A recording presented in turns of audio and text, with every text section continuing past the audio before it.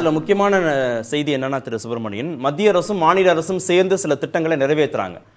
முதல் வருடம் இரண்டாவது வருடம் கொடுக்கக்கூடிய நிதி அடுத்தடுத்து படிப்படியாக அடுத்தடுத்த ஆண்டுகளில் குறைஞ்சிருது. இல்லை மாநில அரசுக்கான அந்த பங்களிப்பை உயர்த்திட்டா அவங்களுக்கு எங்கேருந்து அந்த நிதி பகிர்வு கிடைக்கும்? ஏற்கனவே கொடுக்கக்கூடிய நிதி பகிர்வும் பத்தலை.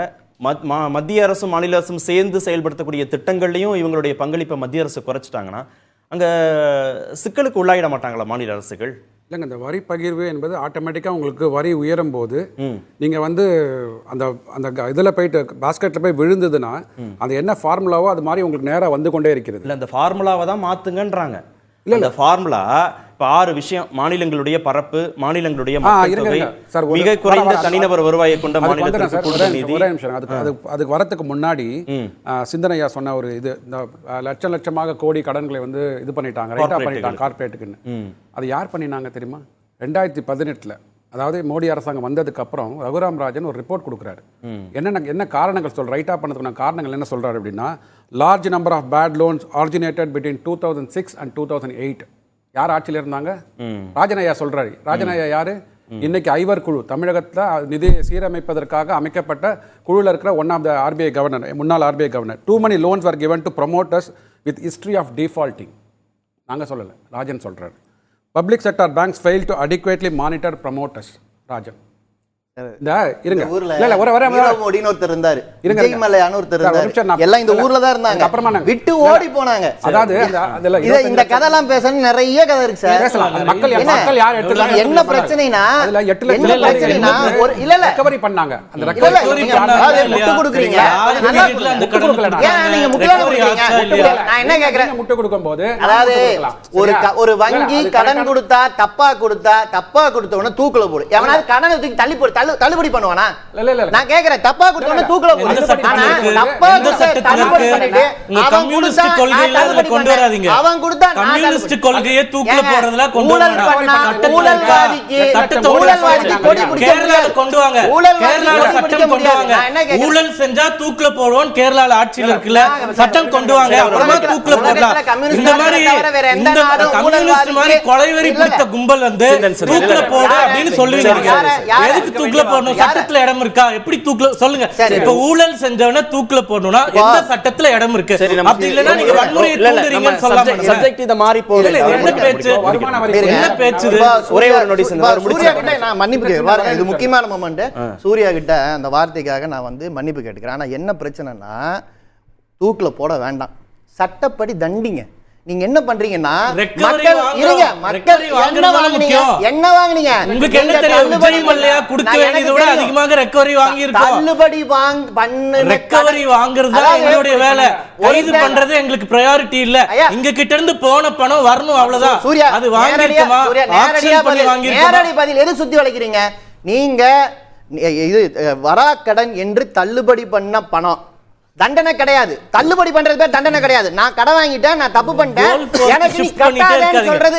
நீரவ் மோடி விஜய்மல்லையான்னு சொன்னீங்கல்ல, அவர்கிட்ட இருந்து நீரவ் மோடி என்ன பண்ணாரு? படம் மீட்கப்பட்டதா நீரவ் மோடி 11,000 கோடி ரூபாயை வங்கியில இருந்து இல்ல மீட்கப்பட்டது, சொத்துகள் ஏலம் விடப்பட்டது, பங்குகள் முடக்கப்பட்டது. அவர் யூகேல ரொம்ப சந்தோஷமா வாழ்ந்துகிட்டு இருக்காரு. நீரவ் மோடி பணத்தை கொடுத்துட்டு அவர் சந்தோஷமா இருந்தாரு. இல்ல பணம் கொடுக்கல, இது பொய். இல்ல ஒரு சூர்யா, இதுல அடிப்படையா என்ன செய்தி தெரிஞ்சுக்க வேண்டியதா இருக்குன்னா, நீங்க ஒரு தனிப்பட்ட ஒரு தொழிலதிபருக்கு லட்சக்கணக்கான ஆயிரக்கணக்கான கோடி கடன் தள்ளுபடி செய்யப்படுது, அந்த பணத்தை மீட்க முடியல. ஆனா இன்னொரு பக்கத்துல ஆயிரக்கணக்கான லட்சக்கணக்கான கோடிக்கணக்கான மக்கள் வாழக்கூடிய மாநிலங்களுக்கான நிதி பகிர்வுல பாரபட்சம்ங்கிற போது மக்கள்கிட்ட ஒரு சந்தேகம் வரதானே செய்யும். அரசு அணுகுமுறை தான் நான் கேட்கிறேன். எந்தெந்த கம்பெனிக்கு வந்து எவ்வளவு லட்சம் கோடி தள்ளுபடி செய்யப்பட்டது அது சொல்லுங்க. பொது டொமைன்ல இருக்கிறதா அந்த கடன் வந்து எப்ப வாங்கப்பட்டது, அப்ப நிதி கொள்கை எப்படி இருந்தது, அப்ப ஆர்பிஐ கவர்னர்ஸ் என்ன சஜஸ்ட் பண்ணாங்க? இப்ப பொதுவா நாங்க நினைச்சோம்னா ஒரு நிறுவனத்துக்கு 1 லட்சம் கோடி தள்ளுபடின்னு பண்ண முடியுமா? ஒரு விவசாய கடன் தள்ளுபடி பண்ண மாட்டேங்கிறீங்க, டிராக்டர் புடிங்கிட்டு போறீங்க. ஆனா ஒரு டிஃபால்டர் பேரு இவங்க கேட்கிறாரு நம்ம கிட்ட வந்து, சொல்லணும்ல பேரு சொல்லுங்க, இவங்கன்னு சொல்லுங்க, காங்கிரஸ் பண்ணுச்சுன்னு சொல்லுங்க, இவங்கன்னு சொல்லுங்க. ஏங்க வங்கி பணத்தை எடுத்து 20 லட்சம் கோடி ரூபாய்க்கு மேல அள்ளி கொடுத்துட்டு அதை பத்தி முட்டு கொடுத்து 2 பேர் பேசிட்டு இருக்காங்க. எப்படி இல்ல கம்யூனிஸ்ட் கட்சியில பேசுறது வந்து என்ன வார்த்தை இது? இந்த கேரளால என்ன நடக்குது சொல்லுங்க. கேரளால என்ன நடக்குது? சுப்பிரமணியன் சார் பேசிட்டு இருந்தாரு. 10 லட்சம் கோடி இங்க முதலீடு இங்க கொண்டு வரோம் இல்லீங்களா, தமிழக முதல்வர் கொண்டு வர போறாரு. இப்போ அவங்க வந்து இங்க முதலீடு பண்ணினா அதுல இருந்து அவங்களுக்கு 3 லட்சம் கோடி ரூபாய் இல்ல ஒரே நிமிஷம் இருங்க. 3 லட்சம் கோடி ரூபாய் முதலீடுங்கிறது வேற இல்ல நான் முடிச்சிடுறேன், அப்புறமா நீங்க கேளுங்க. 10 லட்சம் கோடி முதலீடு கொண்டு வந்தா அவருக்கு வந்து 3 லட்சம் கோடி ரூபாய் இன்கம் டாக்ஸ்ல பெனிஃபிட் கிடைக்கும். நாளைக்கு வந்து இந்த 3 லட்சம் கோடி வந்து கார்ப்பரேட் இன்கம் டாக்ஸ் குறையும் போது இது மோடி அரசாங்கம் பண்ணின தவறுன்னு சொல்லுவீங்களா? சார், முதலீடு வந்தா அதுல வந்து இன்கம் டாக்ஸ் பெனிஃபிட் கிடைக்கும். அதன் மூலமாக வேலை வாய்ப்பு வரும்போது அதன் மூலமா உங்களுக்கு தனிநபர் வருமானம் உயரும் போது அங்க டாக்ஸ் வரும். ஸோ இந்த 3 லட்சம் கோடி வருமானம் குறையிறதுன்றது யாரோட தவறு? 10 லட்சம் கோடி கொண்டு வந்ததுனால அது குறையுதா? சார், இது வந்து லாங் டர்ம் பெனிஃபிட்ல பார்க்கணும். நீங்க வந்து இன்னைக்கு இன்கம் டாக்ஸ் குறைஞ்சிடுச்சு அப்படின்னா கூட நாளைக்கு 5 வருடங்கள் 10 வருடங்கள் அந்த கம்பெனிகள் இங்க இருக்கும்போது அதன் மூலமாக வருகின்ற இண்டிவிஜுவல் இன்கம் டாக்ஸ் ஜாஸ்தியா போகுது இல்லையா? அதிகமாக கொடுக்கக்கூடிய மாநிலங்கள்ட்ட நிதி பகிர்வுல ஒரு எதிர்பார்ப்பு இருக்குமா இருக்காதா? கண்டிப்பாக இருக்கும். கொடுக்கிற அளவுக்கான ப்ரொபோர்ஷனேட்ல நிதி வரணும்னு. இல்ல அதுதான் அந்த நிதி வரலையேன்னு கேட்கிற கேள்வியில நியாயம் இருக்கா இல்லையா? நியாயம் கண்டிப்பாக இருக்கு. அது எந்த காரணிகள் அடிப்படையில் வந்து உயர்த்த வேண்டும், அந்த காரணிகள் வந்து இருக்கிற எல்லா மாநிலங்களுக்கும் எல்லா யூனியன் டெரிட்டரிஸுக்கும் பொருந்துற மாதிரி இருக்கணும். அது வந்து நமக்கு இல்லைன்றாங்க. அப்படி அதுதான் இப்ப இந்த விவாதத்துடைய மைய பொருளே என்னன்னா, மத்திய அரசு தனியா நிதி வாங்கிக்கிறாங்க, மாநிலங்களுக்கு பகிர்ந்து கொடுக்க வேண்டிய நிதியையும் 100% நிதியிலிருந்து பகிர்ந்து கொடுக்கறதும் இல்லை. அப்ப இது எல்லாத்தையும் வச்சுக்கிட்டு பொலிட்டிக்கல் கால்குலேஷன் அடிப்படையில தாங்கள் ஆளக்கூடிய இல்ல தங்களுக்கு கூட்டணி சாதகமா இருக்கக்கூடிய மாநிலங்களுக்கு மட்டும் அதிகமாக பகிர்ந்து கொடுக்கப்படுதுங்கிறதான இதுல பிரதான குற்றச்சாட்டு. கண்டிப்பாக எல்லா எதிர்க்கட்சிகளும் ஏன் போய் மத்திய அரசு கோரிக்கை வைக்கணும், நீதிமன்றத்தை வரலன்னு சொன்னாங்க. 65,000 கோடி ரூபாய்க்கு வந்து பார்லிமெண்ட் அப்ரூவல் கொடுத்து அதற்குண்டான கடனை வந்து மத்திய அரசாங்கம் அடுத்த 5 ஆண்டுகளுக்கு கடனை திருப்பி செலுத்த போறது மாநில அரசு. சிஎம்ஆர்எல் கட்ட தவறுனா சிஎம்ஆர்எல் கட்ட தவறுனா அது கேரண்டி யாருக்கு? கேரண்டி ஃபைனல் கேரண்டி யாருக்கு? பயன்பாடு மிக சிறப்பாக இருக்கும். இல்ல கேரண்டி யாருக்கு? அப்படி சொல்லுங்க.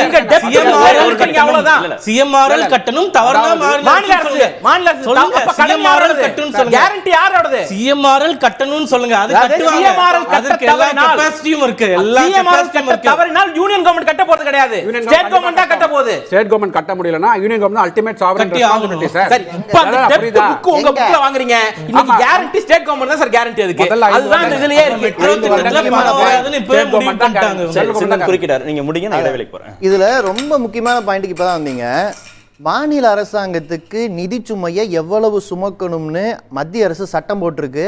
நீங்க வந்து டெபிசிட், அதாவது நீங்க பட்ஜெட்ல வந்து டெபிசிட்டை வந்து குறிப்பிட்ட பர்சன்டேஜ்க்கு மேல உயர்த்தாதீங்கன்னு சொல்றாங்க. ஒன்றிய அரசாங்கத்தை அப்படி உண்டா? ஒன்றிய அரசாங்கம் அப்படி என்னைக்காவது தன்னோட பட்ஜெட் பற்றாக்குறையை வந்து அதை அப்படியே விட்டு வச்சிருக்கா? அதாவது சொன்ன நம்பருக்குள்ள நிறுத்தியிருக்கா?